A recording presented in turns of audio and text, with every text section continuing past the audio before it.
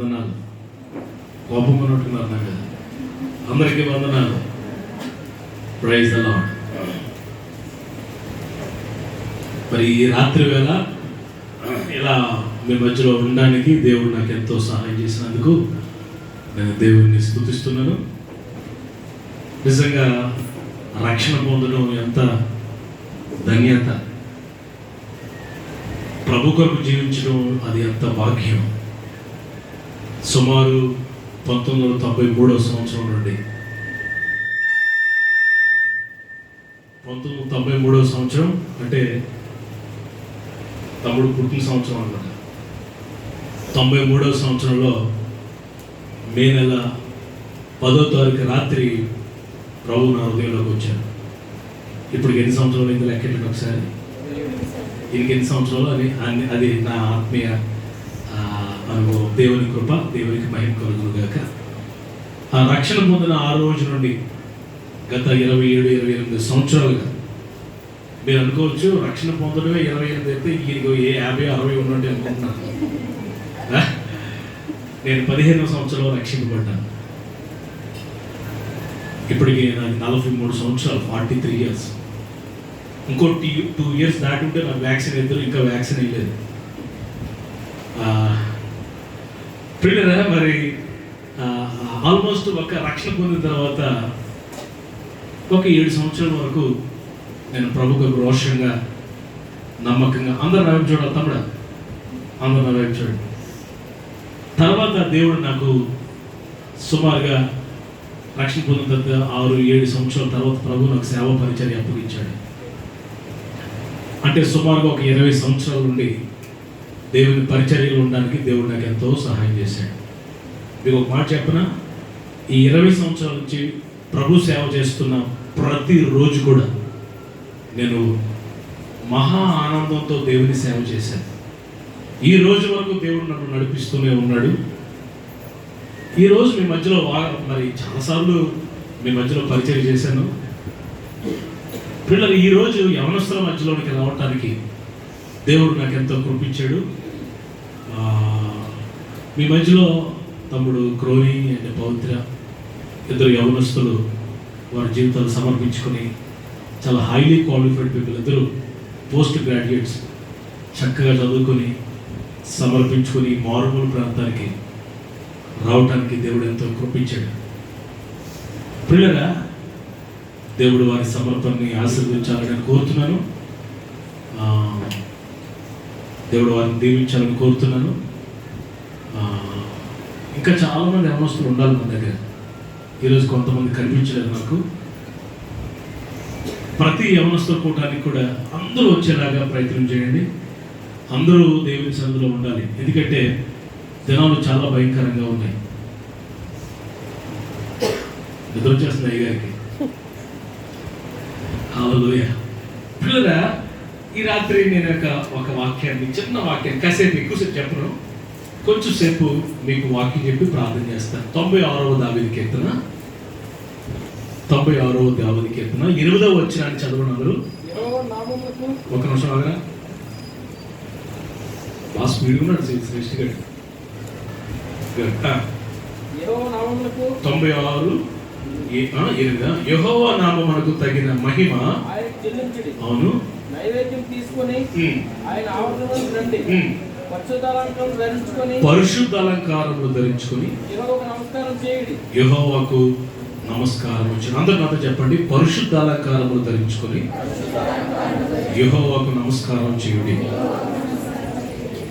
నమస్కారం చేయడం అంటే ఏంటి?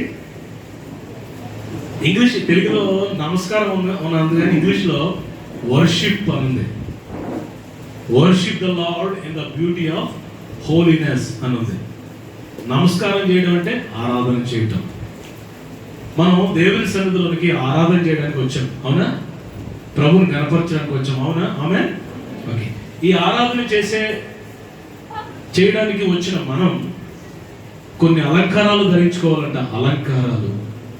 అలంకారాలు ధరించుకొని ప్రభుని ఆరాధించాలంట. ఏ అలంకారాలు అవి? పరిశుద్ధ అలంకారాలు. చెప్పండి, ఏ అలంకారాలు? పరిశుద్ధ అలంకారాలు.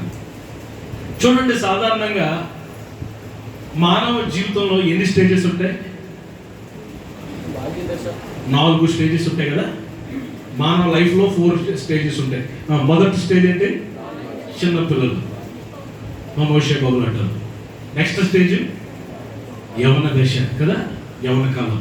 3వ దశ ప్రౌఢ వయసు అంటారు దాన్ని, మధ్యకాలం, అడల్ట్ అంటారు దాన్ని. 4వ దశ వృద్ధాప్యం, వృద్ధులు. నేను మీకు ఒక ప్రశ్న అడుగుతున్నాను, ఈ 4 దశల్లో కూడా శ్రేష్టమైన దశ ఏంటి? యవన కాలం, యవన దశ.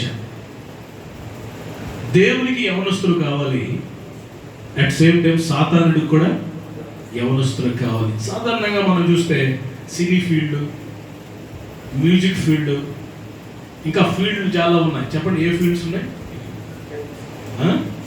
స్పోర్ట్స్ ఫీల్డ్, పొలిటికల్, రకరకాల ఫీల్డ్స్ ఉన్నాయి. సాధారణంగా ఈ సినీ ఫీల్డ్, ఈ ప్రపంచంలో ఎక్కువ ఎవరు కనబడతారంటే యవనస్తులే కనబడతారు మనకి. మీకు ఇంకో విషయం తెలుసా? మన భారతదేశంలో 60% యవనస్తులు ఉన్నారంట. 60%, 100కి 60 మంది యవనస్తులు ఉన్నారంట. యవన దశ అనేది చాలా క్రూషియల్, చాలా ప్రాముఖ్యమైనది, చాలా విలువైనది. ఒక వ్యక్తి బాగుపడాలన్నా పాడైపోవాలన్నా ఎక్కడ డిసైడ్ అయిపోతే? యవన కాలంలోనే. ఒక వ్యక్తి ఆశీర్వదించబడాలన్నా శపించబడాలన్నా ఏ కాలంలో డిసైడ్ అవుతుంది? యవన కాలంలోనే.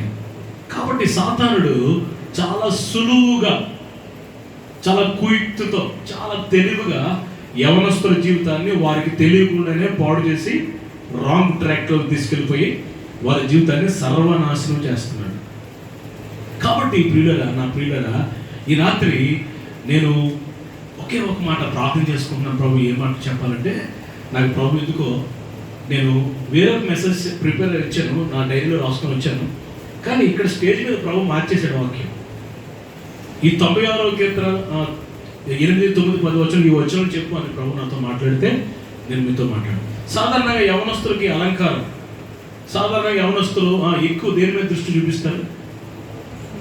బట్టల మీద కదా, తర్వాత హెయిర్ స్టైల్స్ మీద, తర్వాత ఫేస్ మీద, తర్వాత మంచి గోల్డ్ మీద, ఆర్నమెంట్, రకరకాల, అంటే అందంగా కనబడాలని. మంచిది, తప్పులేదు.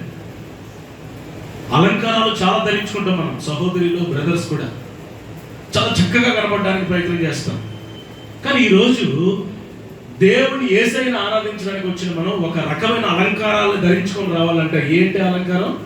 పరిశుద్ధ అలంకారం, పరిశుద్ధత అనే అలంకారం. చూడండి, మీరు ఆది కాండం నుండి మీరు చూస్తే కొంతమంది దైవజనులు యవనస్తులు మనకు కనబడతారు. పిల్లల యెహోషువ కానీ, యోసేపు కానీ, యెహోషువ కానీ, మా తర్వాత ఫీనిహాస్ కానీ, దానియేలు కానీ, తిమోతి కానీ, వీళ్ళందరూ, ఈ యవనస్తులు అందరిలో కామన్గా ఒక క్వాలిటీ మనకు కనబడుతుంది. ఏంటంటే హోలీనెస్, పరిశుద్ధత. పిల్లల దేవుడు ఒక వ్యక్తిని ఆశీర్వదించాలంటే పరిశుద్ధత చాలా అవసరం, పవిత్రత చాలా అవసరం. ఈ దినాల్లో జాగ్రత్తగా ఆలోచించండి. పరిశుద్ధత ఎక్కడ ఉండాలంటే మన వస్త్రాల్లోనే మాత్రమే కాదు, పరిశుద్ధత మన శరీరంలో మాత్రమే కాదు. Cleanliness is next to godliness అంటారు. క్లీన్లీనెస్ ఉండాలి, అంటే శుభ్రంగా ఉండాలి. మన వస్త్రాలకి, మన శరీరానికి మాత్రమే కాదు, దానికి మించి ఈ పరిశుద్ధత ఎక్కడ ఉండాలంటే మన హృదయంలో ఉండాలి. ఇంకెక్కడ ఉండాలంటే మన మనసులో ఉండాలి. ఇంకెక్కడ ఉండాలంటే మన మనస్సాక్షిలో ఉండాలి. మన ప్రాణాత్మ దేహాలలో పవిత్రత ఉట్టిపడాలి, పరిశుద్ధత ఉట్టిపడాలి. ఆమె అందుకే దేవుని వాక్యంలో కొన్ని మాటలు మీకు జ్ఞాపకం చేస్తాను. దేవుడికట పరిశుద్ధంగా ఉన్నవారంటే చాలా ఇష్టం అంటండి. చూడండి ఒకసారి కీర్తన గ్రంథంలో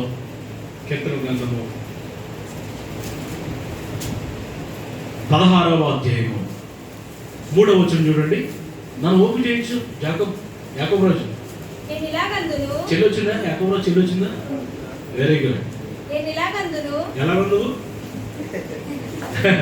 16:3 చదువునా. నేను ఎలాగందును? భూమి మీద నున్న భక్తులే శ్రేష్ఠులు, వారు నాకు కేవలము ఇష్టలు. ఎవరంటే ఇష్టలు దేవునికి? ఏం చదువు? భూమి అంతా చెప్పండి. భూమి మీద ఉన్న భక్తులే శ్రేష్ఠులు. అంటే శ్రేష్ఠి అని పేరెట్టుకుంటే శ్రేష్ఠుడు కాదు. ఎవరు శ్రేష్ఠులు చెప్పండి. అక్కడేమున్నాను? భక్తులు. భూమి మీద ఉన్న భక్తులే శ్రేష్ఠులు, వారు కేవలము ఇష్టలు. భక్తులు అనే మాట ఇంగ్లీష్లో ఏముందన్నా? ఇంగ్లీష్ పేరు ఎవరు తెచ్చారా? భక్తులారా అంటాడు అప్పుడప్పుడు. ఏంటి భక్తులు? ఇంగ్లీష్ బైబిల్లో భక్తులు అనే మాట ఏముందంటే సెయింట్స్ అని ఉంది. సెయింట్స్ అంటే పరిశుద్ధులు అని రాయబడింది ఇంగ్లీష్ బైబిల్లో.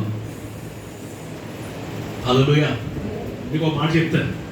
మీకు ఎప్పుడైనా తెలుగు బైబిల్ సరిగా అర్థం లేదు అనుకోండి, ఇంగ్లీష్ బైబిల్కి వెళ్ళండి. ఇంగ్లీష్లో కరెక్ట్ ట్రాన్స్లేషన్ ఉంటుంది. మీకు ఇంగ్లీష్లో కూడా అర్థం అవ్వలేదు అనుకోండి, క్రోన్బాబు దగ్గర గ్రీక్ బైబిల్ ఉంది, గ్రీక్ బైబిల్ చదవండి. ఇంకా అర్థం ఒరిజినల్. ఈ గ్రీక్లో ఇంకా అర్థం అవ్వదు. ఎక్కడ పోవాలా?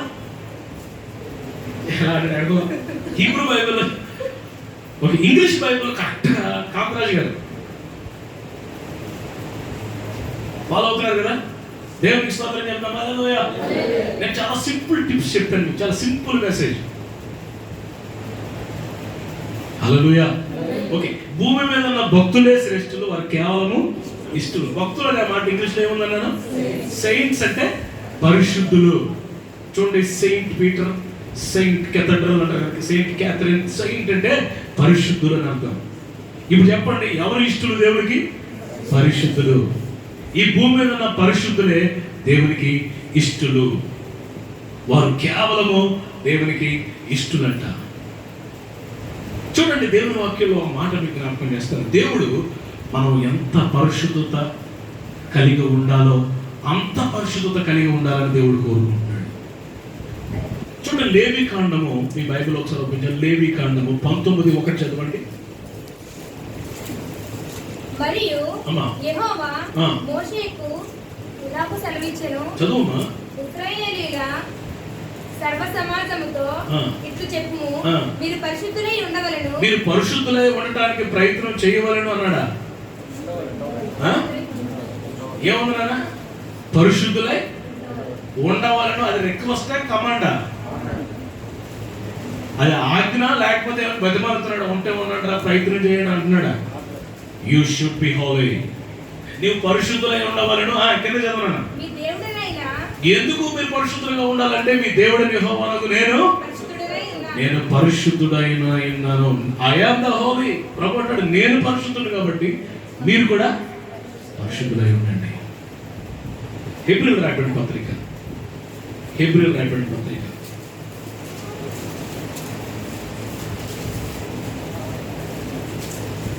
12వ అధ్యాయం 14వ వచనం చూడండి.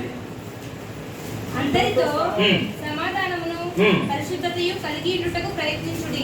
పరిశుద్ధత లేకుండా ఎవడును ప్రభువును ఆ చివరి మాట సెకండ్ లైన్ అండర్లైన్ చేసుకోండి. పరిశుద్ధత లేకుండా ఎవడు ప్రభువుని చూడడు.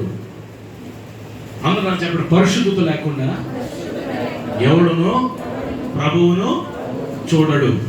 పరిశుద్ధత లేకపోతే ఎవడు ప్రభువుని చూడలేడు. పరిశుద్ధత లేకపోతే ఎవడు ఆశీర్వదించబడలేడు. పరిశుద్ధత లేకపోతే ఎవడు ముందుకు సాగలేడు.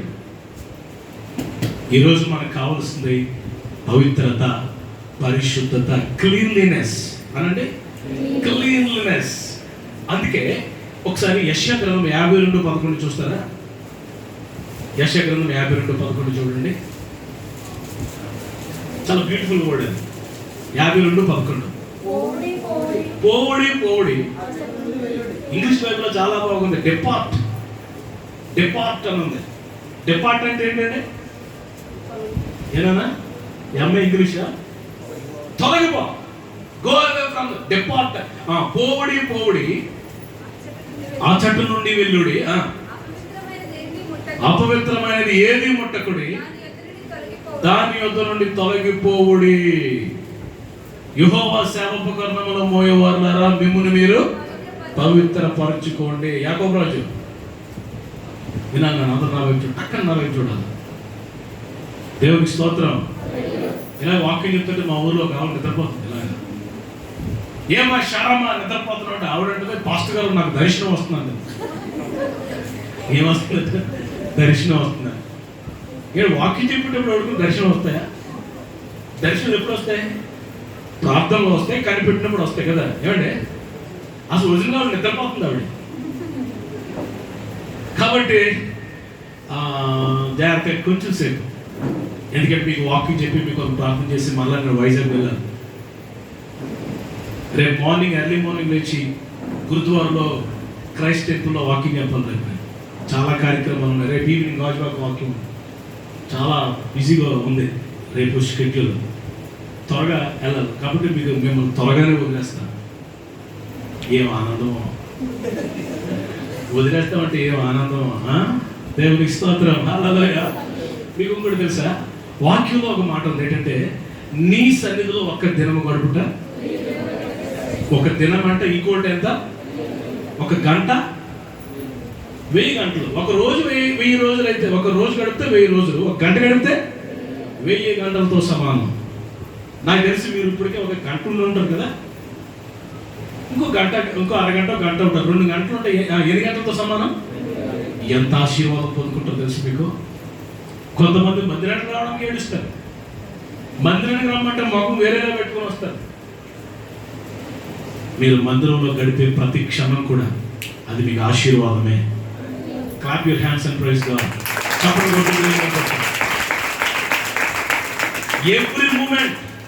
Every single moment you're spending in the presence of God, it's a blessing. అది ఆశీర్వాదం నీకు. ఆమేన్.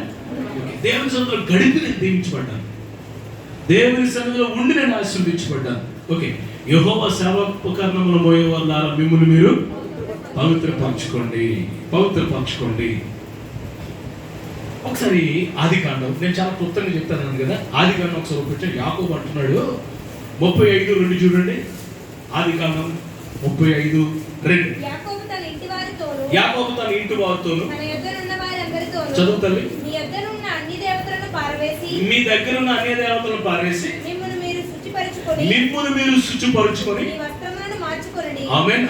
మనము లేచి బేతేలునకు వెళ్దాము. మనం ఎక్కడికి వెళ్ళాలా?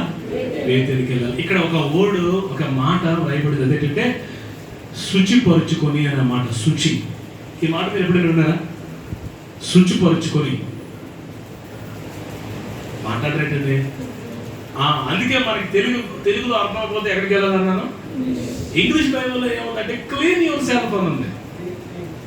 క్లీన్ ఏమంటే బి క్లీన్. యాకోబు అంటున్నాడు తన భార్యలతోనూ తన పిల్లలతోనూ అందరితో అంటున్నాడు, లెగండి రావు, మనం రేపు బేతేలుకి వెళ్ళాలి. ఇప్పుడు మీరు మిమ్మల్ని ఏం చేసుకోండి? శుచిపరచుకోండి, పరిశుద్ధపరచుకోండి. బేతేలుకి వెళ్ళే ముందు, దేవుని ఆరాధించే ముందు, ప్రభు సన్నిధికి వచ్చే ముందు మనం ఏం కలిగి ఉండాలన్నా? పవిత్రత కలిగి ఉండాలి. ఒక ప్రశ్న మిమ్మల్ని అడుగుతాను, పరిశుద్ధంగా జీవించడం సులువా కష్టమా?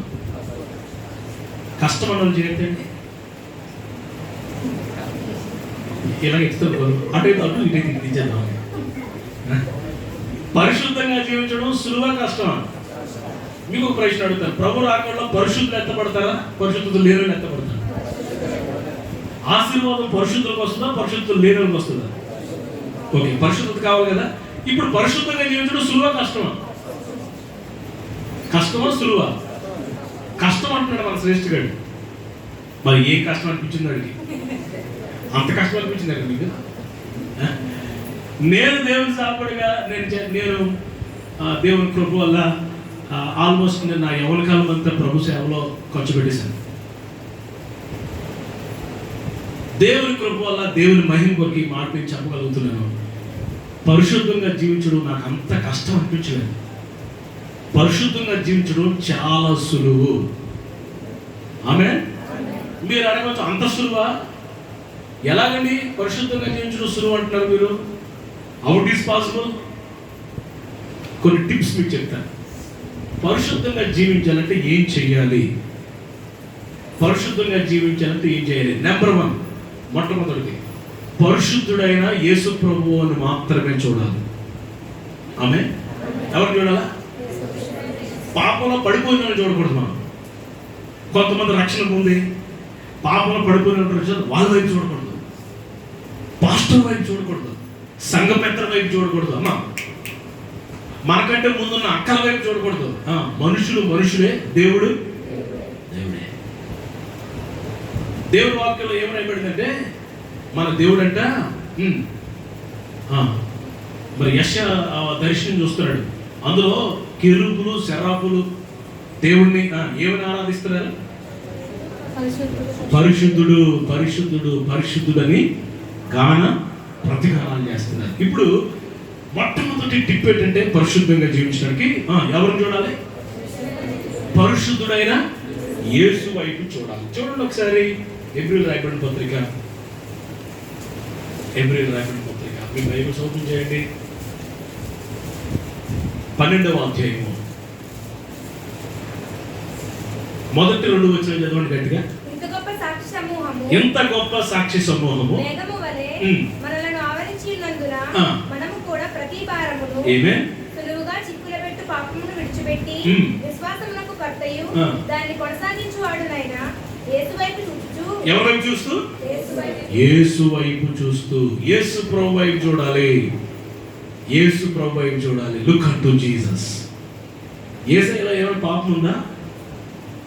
కామ క్రోధ లోభ మదమత్సరాలను జయించిన పరిశుద్ధుడు, ఆజన్మ బ్రహ్మచారి, పవిత్రుడు, నిష్కల్మషుడు, ఏ లోపము లేనివాడు మనం ఆరాధిస్తున్న యేసు ప్రభు. ఆమె చెప్పండి గట్టిగా హల్లెలూయా. ఎందుకు మీ యేసు ప్రభు దేవుడు అంటే మా దేవుడు పవిత్రుడు అని చెప్పాలి. స్తోత్రం చెప్పండి గట్టిగా. యేసు ప్రభు జన్మలో పాపం లేదు. ఆయన జనన మరణ పునరుద్ధానాల్లో ఏం లేదు. No sin in him. కాబట్టి ప్రతి మూమెంట్లో ప్రతి క్షణంలో మనం ఎవరు చూడాలి? శోధన రావడం కన్ఫర్మ్.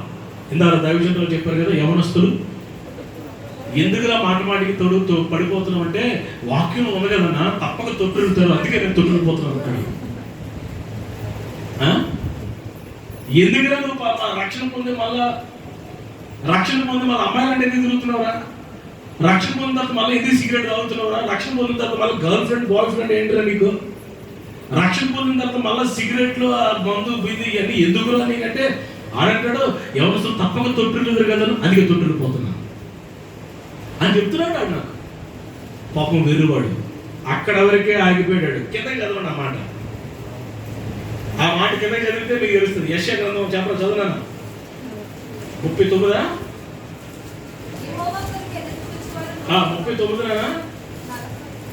40వ అధ్యాయము 30-31 అందరూ ఓపెన్ చేసి చూడండి. బావులు సొమ్మసిలుగురు అనేదురు అక్కడతో ఆగిపోకూడదు. నువ్వు కిందకి చదవాలా? యెహోవా కొరకు ఎదురు చూచేవారు నూతన బలం పొందుతారు, వారి పక్షి రాజులో రెక్కలు చాపి పాపానికి దొరకకుండా పైకి ఎగురుతారు. చెప్పండి కొట్టినట్టుగా. హల్లెలూయా. ఎవరి కొరకు ఎదురు చూడాలంట? యెహోవా కొరకు ఎదురు చూడాలి. You have to look up to God. నువ్వు ప్రతి క్షణం కూడా ప్రభువుని చూడడానికి ప్రయత్నం చేయాలి. శోధన రావడం కన్ఫర్మ్.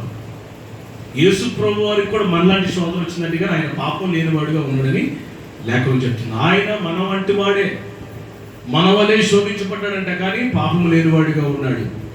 ఆయన దేవుడు, ఆయన పరిశుద్ధుడు, ఆయన గొప్పవాడు. ఆయన వైపు చూడటం మనం నేర్చుకోవాలి. ఆయన వైపు చూడటం నేర్చుకోవాలి. అంతేకాదంట, ఆయన వైపు మాత్రమే కాదంట, మన చుట్టూ ఒకటి ఆవరించి ఉందంట. అదేంటో తెలుసా? హెబ్రీ 12వ అధ్యాయం మొదటి వచ్చి ఇందాక చదివారు కదా, చెప్పండి. సాక్షి సమూహము. చాలు మనం ప్రభు వైపు చూడాలా? సెకండ్ ఎవరి వైపు చూడాలంటే సాక్షి సమూహము. చెప్పండి ఎవరు? సాక్షి సమూహం అనండి సిస్టర్స్. నోరు తిరగట్లేదు మీరనండి. ఎక్కడుంది సాక్షి సమూహం? ఎక్కడుంది? మన నెత్తి మీద ఉంది. స్తోత్రం చెప్పండి గట్టిగా. హల్లెలూయా. మన నెత్తి మీద ఉంది. ఎలా ఉన్నది? మేఘము వలె ఆవరించి ఉందంట. హల్లెలూయా చెప్పండి గట్టిగా. ఎంత గొప్ప సాక్షి సమూహము మేఘం వలె ఆవరించి ఉందంట. ఒక ప్రశ్న, మీకు ఎప్పుడైనా ఈ సాక్షి సమూహం అంటే ఏంటో అసలు ఆలోచించారు? ఎప్పుడైనా ఎవరు ఈ సాక్షి సమూహం? మేఘం ఏంటి? సాక్షి సమూహం ఏంటి? మన మీద మేఘంలో ఆవరించి ఉండటం ఏంటి? ఆలోచించారా? రక్షణ పొందిన ప్రతి నెత్తి మీద, తల మీద ప్రభు ఈ సాక్షి సమూహాన్ని పెడతాడు మేఘములే. ఆమేన్. ఆ మేఘములో సాక్షి సమూహం ఉన్నారు. ఆ సాక్షి సమూహంలో ఎవరున్నారు తెలుసా? యోసేపు ఉన్నాడు. ఆ సాక్షి సమూహంలో డానియేల్ ఉన్నాడు. ఆ సాక్షి సమూహంలో ఫీనెహాస్ ఉన్నాడు. ఆ సాక్షి సమూహంలో ఏబేలు ఉన్నాడు. ఆ సాక్షి సమూహంలో జోషువ ఉన్నాడు. మన జోషువ కాదు, ఆ జోషువ. దేవుని స్తోత్రం చెప్పండి గట్టిగా. వీళ్ళంతా సాక్షి సమూహంలో ఉన్నారంట, ఆవరించి ఉన్నారంట. మనతో మాట్లాడతారంట.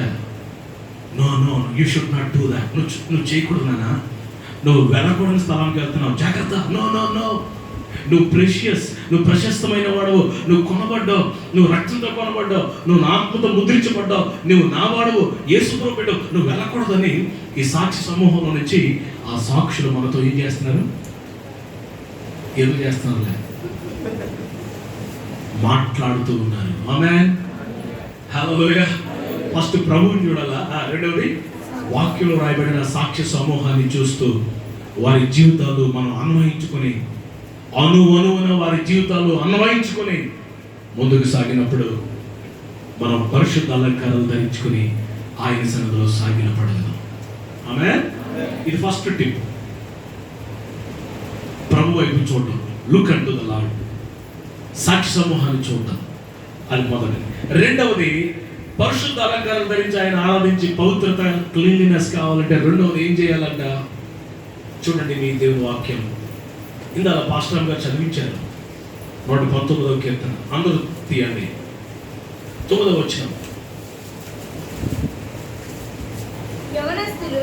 యవనస్తులు దేని చేత తమ నడక శుద్ధిపరచుకొందురు. చదువు నాన్న. నీ వాక్యమును బట్టి దానిని జాగ్రత్తగా చూచుకొనుట. నీ వాక్యమును బట్టి దానిని జాగ్రత్తగా, అందరూ నాకు చెప్పండి, నీ వాక్యమును బట్టి దానిని జాగ్రత్తగా చూచుకొనుట చేత. ఎలా చూసుకోవాలంట? జాగ్రత్తగా. చెప్పండి, ఎలా చదవాలంట? ఒకసారి యెహోషువ గ్రంథంలోకి రండి. యెహోషువ గ్రంథం 1వ అధ్యాయంలోకి రండి. ఒకసారి యెహోషువ గ్రంథం 1వ అధ్యాయం 8వ వచనం చదవండి అందరూ. 8వ వచనం.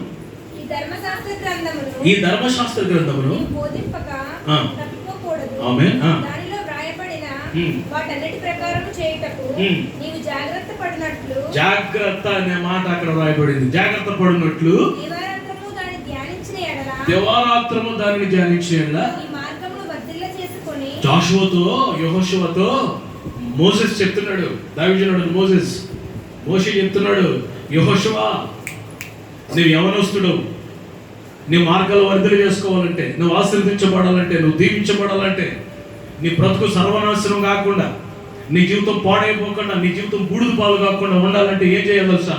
దేవుని వాక్యాన్ని జాగ్రత్తగా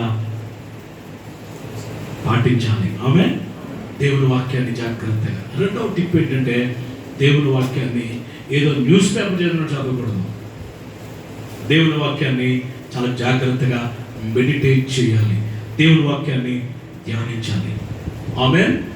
దేవుని వాక్యాన్ని ఏం చేయాలంటే యవనస్తులు, అప్పుడు నీ మార్గాలు వర్ధన చేసుకుంటావు, నీ ప్రవర్తన జాగ్రత్తగా ఉంటుంది.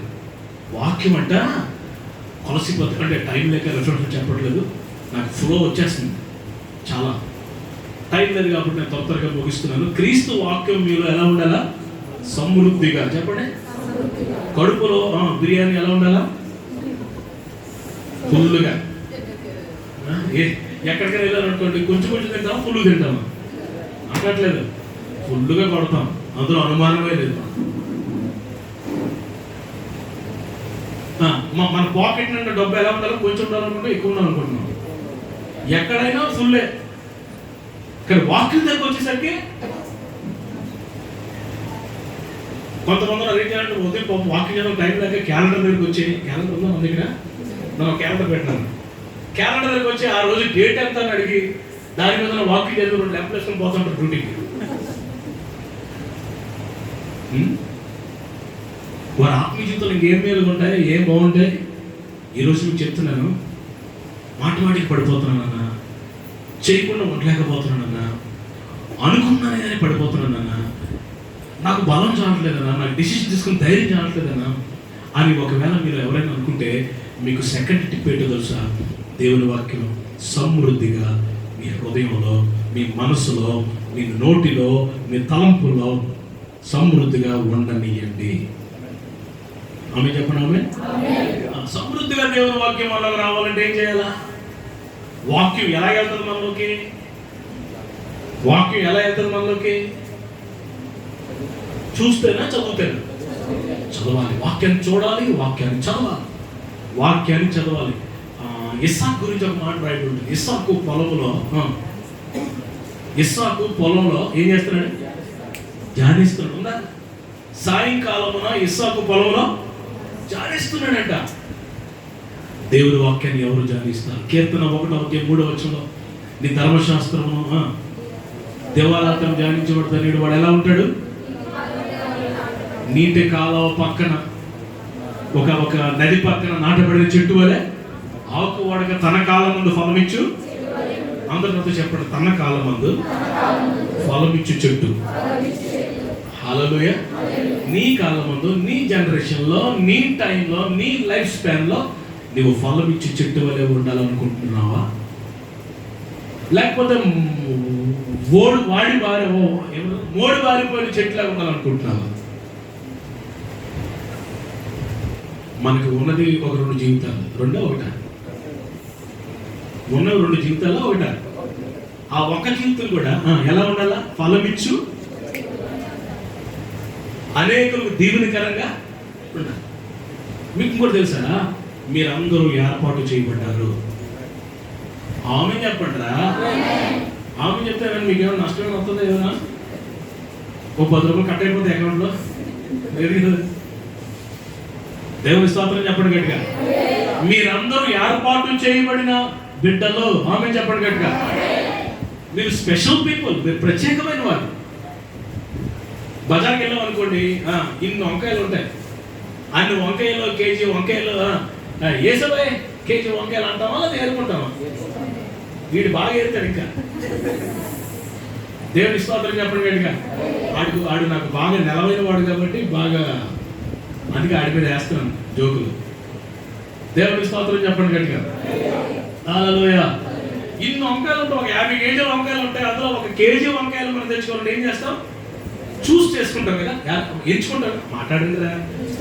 అలాగే ఈ పందూరు గ్రామంలో ఎంతలో ఉంటారు జనాభా? ఇండియన్ ఆర్మీ 2000 జనాభా. ఈ 2000 జనాభాలో ఒక 50 మంది 60 మంది ఉన్నారు. ఇప్పుడు చెప్పండి, మీరంతా ఏం చేయబడ్డారు? సెలెక్ట్ చేయబడ్డారు. దేవుడు